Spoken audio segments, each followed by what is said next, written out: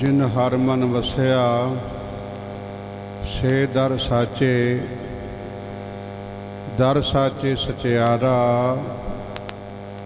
उन्हां दी शोभा जुग जुग होई कोई ना मेटन हारा। परम सत्कार योग सन्मान योग गुरु रूप खालसा साध संगत जीओ, आप जी हाजरा हजूर साहिब श्री गुरु ग्रंथ साहिब जी की पवित्र पावन गोद विच बैठ के उन्हां दे परम सेवक बाबा महंत प्रताप सिंह जी की याद विच जुड़ के बैठे हाँ, जिन्हां ने अपना जीवन नानक सर की धरती ते गुजार के धन धन बाबा नंद सिंह जी नानक सर दे बानी, धन धन बाबा ईसर सिंह जी महाराज की पवित्र पावन हजूरी विच रह के अपने जीवन नूं सवारिया, हुक्म मन के सेवा निभाई। जिन हर मन वसया से दर साचे, जिन्हां दे हिरदे विच परमात्मा वस जांदा है। मेरी बेनती नूं प्रवान करिओ, जिन्हां दे हिरदे विच सतगुरु जी वस जांदे ने वो सच्चे हो जाते हैं। जिन हर मन वसया से दर साचे, जिन्हां दे हिरदे विच हरि दा नाम हरि दा हुक्म अपने मुरशद नूं मालक समझ के उन्हां दा हुक्म कबूल कर लेना, मालक दे हुक्म दी अदूली ना करनी, मालक दे हुक्म नूं तत् पर होके मनना, मालक नूं हाजरा हजूर होके मनना। बाबा ईसर सिंह जी महाराज 1963 दे विच इस शरीर का परित्याग कर गए सन, पर आत्मा करके साडे विच ही हन। मेरी बेनती नूं प्रवान करिओ, बाबा जी दे जाण तो शरीर जाण तो बाद बाबा प्रताप सिंह जी ने जो बाबा जी ड्यूटी लगा गए सन, उन्हां दी एकता आसा दी वार दे विच श्लोक ते पौड़ी बोलनी है, अते दूसरी ड्यूटी सी संपट पाठ दी जो सुखमनी साहिब विच लगाउणी है। ये दो ड्यूटियां बाबा जी ने अपने मुरशिद दा हुक्म मन के, अज तां ये गल हुंदी है ना, शरीर कोले है तो डर है, जे शरीर कोले नहीं तो डर खत्म हो जाता है। पर मैं बलिहारे जाना बाबा प्रताप सिंह जी तो, जिन्हां ने बाबा जी नूं हर समय हर पल हर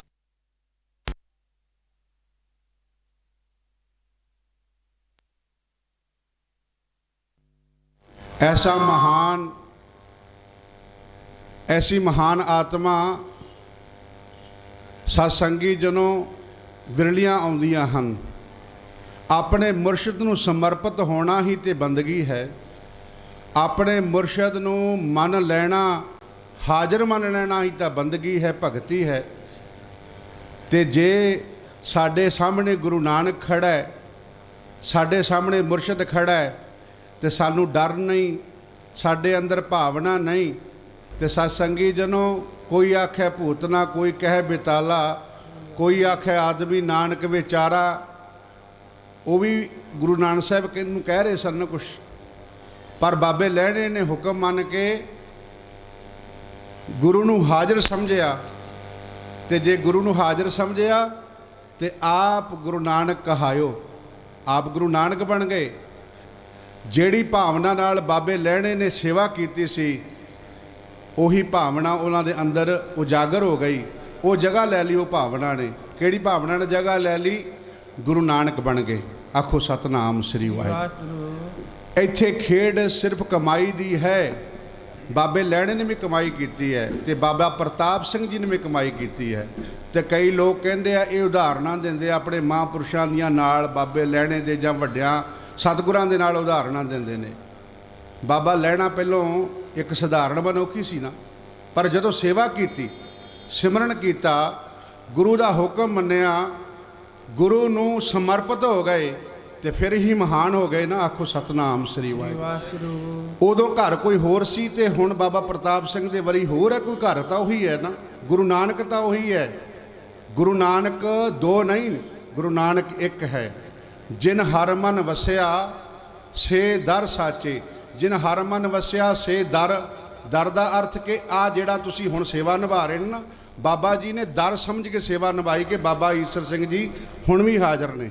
आखो सतनाम श्री वाहिगुरू। बाबा जी नूं हाज़र समझना, बाबा जी नूं मौजूदगी दे विच सेवा करनी डर भावना नाल। जे बाबा जी डर ना रखते, भावना ना रखते तो पौड़ी बंद कर देंगे। बाबा जी तो 63 विचोला बदल गए सन। बाबा जी संपट की रौल ना लाउंदे, बाबा जी तो 63 दे विचोला बदल गए सन, चले गए सन। पर उन्हां दी करनी कमाई तो पता लगता है कि उन्होंने हर समय बाबा ईसर सिंह जी नूं हाज़र समझिया। जिन हर मन वसिया से दर साचे। वो बाबा नंद सिंह जी के घर नानक सर विच परवाने गए। जिन हर मन वसिया से दर साचे, सच्चे बन गए। आप सारे सच्चियार बनने वास्ते आए हैं ना, तो जो सच्चे की संगत करांगे सच्चियार तां बनांगे। सत्संगी जनों, उन्हां दे दर ते रहना कबूल हो गया, सच्चे हो गए, प्रवान हो गया। सत्संगी जनों, फिर अगली पंक्ति की कहती है, जिन हर मन वसिया से दर साचे, दर साचे सचियारा। सचियार बन गए। वो दरगाह विच भी चले गए ना बाबा जी। बाबा प्रताप सिंह जी दरगाह विच वासा हुंदा महापुरुषां दा, उत्थे भी सचियार बन के बैठे है। पंचे सोह है दर राजान। दरगाह दे विच उन्हां दी इज्जत मान हुंदी है। पंचां दा अर्थ के गुरु नूं नवाजे होए, गुरु नूं परवाने होए। सत्संगी जनों, जिन्ना चिर आपां ये महसूस नहीं करते कि बाबा जी हाज़र ने, उन्ना चिर साडी हाज़री, साडा डर, साडी भावना नहीं बननी। तो जे तुहाडी डर ते भावना बन गई कि बाबा जी हाज़र ने, तो बाबा जी हाज़र ने, तो सत्संगी जनों फिर ऐसियां रूहां बाबा प्रताप सिंह जी वर्गियां जिन्हां ने अपने मुरशद नूं हाज़र नाज़र समझिया, हर समय हाज़र समझ के ड्यूटी निभाई। अपने शरीर जिन्ना चिर शरीर दे विच दम सी, बाबा जी दी ड्यूटी निभा के परमात्मा दे दर ते सचियार बन गए। जिन हर मन वसिया से दर साचे, दर साचे सचियारा। उन्हां दी शोभा जुग जुग होई, कोई ना मेटन हारा। जिन्ना चिर नानक सर दी धरती है, जिन्ना चिर चंद ते तारे ने, उन्ना चिर बाबा प्रताप सिंह जी भी हाज़र रहणगे। आखो सतनाम श्री। क्योंकि झूठे की संगत नहीं की, सच्चे की संगत की है।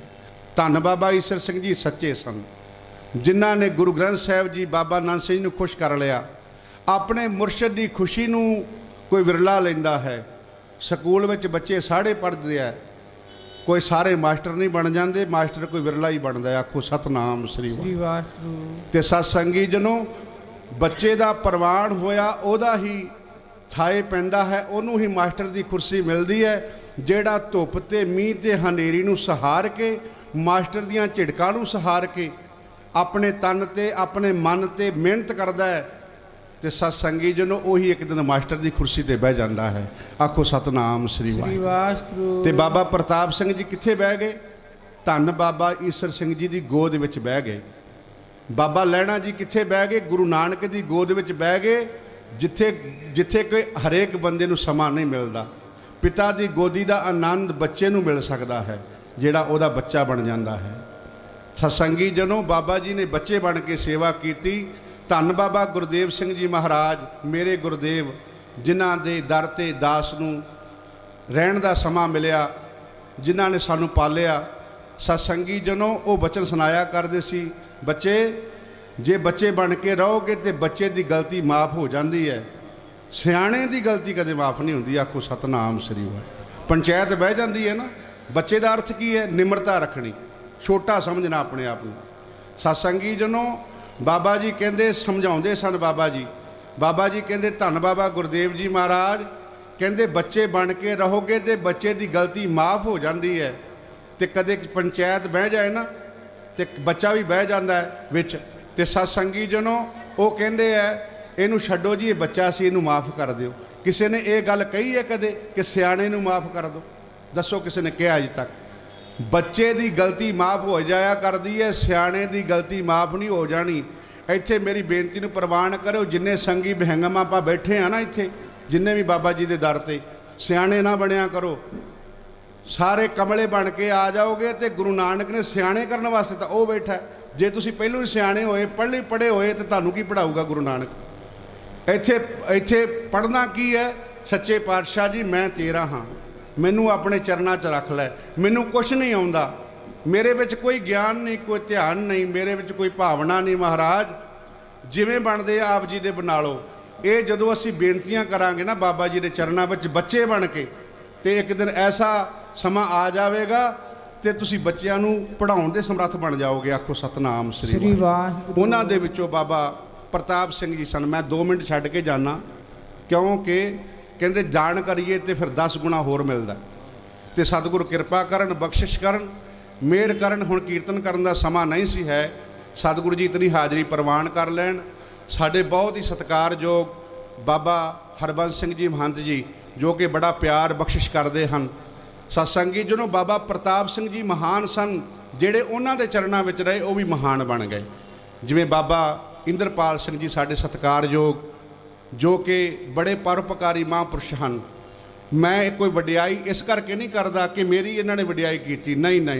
ਇਹ ਵਡਿਆਈ ਦੇ ਪਾਤਰ ਹਨ, ਕਿਉਂਕਿ ਅੱਜ ਨਾਨਕਸਰ ਸੰਪਰਦਾ ਦੇ ਵਿੱਚ ਜੇ ਮੈਂ ਦੇਖਦਾ ਹਾਂ ਤੇ 25 ਲੜਕੀਆਂ ਦੇ 30 ਲੜਕੀਆਂ ਦੇ ਵਿਆਹ ਕੋਈ ਸਾਡੀ ਸੰਸਥਾ ਦੇ ਵਿੱਚ ਅੱਜ ਤੱਕ ਤਾਂ ਨਹੀਂ ਹੋਏ। ਇਹ ਬਾਬਾ ਜੀ ਦੇ ਹਿੱਸੇ ਵਿੱਚ ਆਈ। ਇਹ ਤਾਂ ਹਾਂ ਸੇਵਾਦਾਰ ਸੇਵਾ ਨਿਭਾ ਰਹੇ ਨੇ, ਬੜੀ ਚੰਗੀ ਗੱਲ ਹੈ। ਕਿਸੇ ਨੂੰ ਲੜਕੀਆਂ ਦੇ ਵਿਆਹ ਕਰਨ ਦੀ ਸੇਵਾ ਮਿਲੀ ਹੈ, ਕਿਸੇ ਨੂੰ ਗੁਰੂ ਗ੍ਰੰਥ ਸਾਹਿਬ ਦੀ ਸੇਵਾ ਕਰਨ ਦੀ ਮਿਲੀ ਹੈ, ਕੋਈ ਲੰਗਰ ਲਾ ਰਿਹਾ, ਕੋਈ ਨਾਮ ਜਪਾ ਰਿਹਾ। ਸਾਰੇ ਸਤਿਕਾਰਯੋਗ ਨੇ, ਸਭ ਸਤਿਕਾਰਯੋਗ ਨੇ, ਜਿਤਨੀਆਂ ਵੀ ਰੂਹਾਂ ਨੇ ਨਾਨਕਸਰ ਦੀਆਂ। ਨਾਨਕਸਰ ਦਾ ਬਹਿੰਗਮ ਵੀ ਸਤਿਕਾਰਯੋਗ ਹੈ। ਸਾਡੇ ਚਰਨਾਂ ਦੇ ਵਿੱਚ ਉਹਨਾਂ ਦੇ ਨਮਸਕਾਰ ਹੈ। ਸਤਸੰਗੀ ਜਨੋ, ਇਹ ਬੜਾ ਮਹਾਨ ਘਰ ਹੈ ਜਿਨ੍ਹਾਂ ਨਾਲ ਤੁਹਾਡੀ ਸਾਂਝ ਪਈ ਹੈ। ਜਿੰਨੇ ਸੰਗੀ ਬੈਠੇ ਹੋ ਨਾ, ਆਪਾਂ ਮਹਿਸੂਸ ਕਰੀਏ ਇਹ ਬਾਬਾ ਜੀ ਦਾ ਘਰ ਹੈ। ਸਤਸੰਗੀ ਜਨੋ, ਇਹ ਬਾਬਾ ਜੀ ਦਾ ਘਰ ਜਿਹੜਾ ਹੈ ਨਾ, ਇਹ ਘਰ ਬਾਬਾ ਨੰਦ ਸਿੰਘ ਨੇ ਦਰਗਾਹ 'ਚੋਂ ਲੈ ਕੇ ਆਏ ਆ। ਕਿਤੇ ਪੰਥ ਪ੍ਰਕਾਸ਼ ਪੜ੍ਹਿਓ, ਮੈਂ ਪੜ੍ਹਿਆ, ਉਹਦੇ ਵਿੱਚ ਲਿਖਿਆ ਹੈ ਬਾਬਾ ਸੰਤਾ ਸਿੰਘ ਜੀ 96 ਕਰੋੜੀ ਪੰਥ ਖਾਲਸਾ ਦੇ ਮਹਾਨ ਵਿਦਵਾਨ ਹੋਏ ਨੇ, ਜਿਨ੍ਹਾਂ ਨੂੰ 4 ਗ੍ਰੰਥਾਂ ਦਾ ਗਿਆਨ ਸੀਗਾ। ਤੇ ਉਹ ਪੜ੍ਹ ਕੇ ਦੇਖਿਓ ਪਹਿਲਾ ਭਾਗ, ਤੁਹਾਨੂੰ ਪਤਾ ਲੱਗੂਗਾ। ਤੇ ਮੈਂ ਮਹਿਸੂਸ ਕਰਦਾ ਹੁੰਦਾ ਸੀ, ਬਾਬਾ ਜੀ ਤੋਂ ਬਚਨ ਸੁਣਦਾ ਸੀ ਬਾਬਾ ਗੁਰਦੇਵ ਜੀ ਮਹਾਰਾਜ ਤੋਂ, ਤੇ ਮਹਿਸੂਸ ਕੀਤਾ ਪੜ੍ਹ ਕੇ ਗ੍ਰੰਥ ਵੀ ਜਿਹੜੇ ਬਾਬਾ ਜੀ ਨੇ ਬਚਨ ਕੀਤੇ, ਉਹ ਗ੍ਰੰਥ ਨਾਲ ਮਿਲਾਏ ਤੇ ਪੜ੍ਹਿਆ, ਸੁਣਿਆ, ਤੇ ਮਹਿਸੂਸ ਹੋਇਆ ਕਿ ਬਾਬਾ ਜੀ ਕਿਆ ਕਰਦੇ ਸਨ। ਅਸੀਂ ਦਰਗਾਹ 'ਚੋਂ ਮਰਜ਼ਾਦਾ ਲੈ ਕੇ ਆਏ ਹਾਂ, ਵਾਕਈ ਉਹ ਦਰਗਾਹ ਹੈ। ਆਖੋ ਸਤਨਾਮ ਸ੍ਰੀ ਵਾਹਿਗੁਰੂ। ਤੁਸੀਂ ਸਾਰੇ ਵੱਡੇ ਭਾਗਾ ਵਾਲੇ ਹੋ, ਜਿਤਨੀਆਂ ਵੀ ਸੰਗਤਾਂ ਆਈਆਂ, ਮਹਾਂਪੁਰਸ਼ ਆਏ, ਸਭ ਦੇ ਚਰਨਾਂ ਵਿੱਚ ਨਮਸਕਾਰ ਹੈ। ਕੋਟ ਕੋਟ ਧੰਨਵਾਦ ਹੈ ਸਾਹਿਬ ਸ੍ਰੀ ਗੁਰੂ ਗ੍ਰੰਥ ਸਾਹਿਬ ਜੀ ਦਾ, ਜਿਨ੍ਹਾਂ ਨੂੰ ਸਾਨੂੰ ਸਵਾਕ ਸਮਾਂ ਪ੍ਰਾਪਤ ਕਰਾਇਆ ਬੈਠਣ ਦਾ। ਗਰੀਬ ਨਵਾਜ ਕਿਰਪਾ ਕਰਨ, ਬਖਸ਼ਿਸ਼ ਕਰਨ, ਸਾਰਿਆਂ ਨੂੰ ਆਪਣੇ ਦਰ ਘਰ ਦੀ ਸੇਵਾ ਸਿਮਰਨ ਦੀ ਦਾਤ ਬਖਸ਼ ਕੇ ਨਿਹਾਲ ਕਰਨ। ਇਤਨੀਆਂ ਕੁ ਹਾਜ਼ਰੀਆਂ ਪ੍ਰਮਾਣ ਕਰਿਓ। ਵਾਹਿਗੁਰੂ ਜੀ ਕਾ ਖਾਲਸਾ, ਵਾਹਿਗੁਰੂ ਜੀ ਕੀ ਫਤਿਹ। ਵਾਹਿਗੁਰੂ ਜੀ ਕੀ ਫਤਿਹ। ਇਹ ਸਨ ਬਹੁਤ ਹੀ ਸਤਿਕਾਰ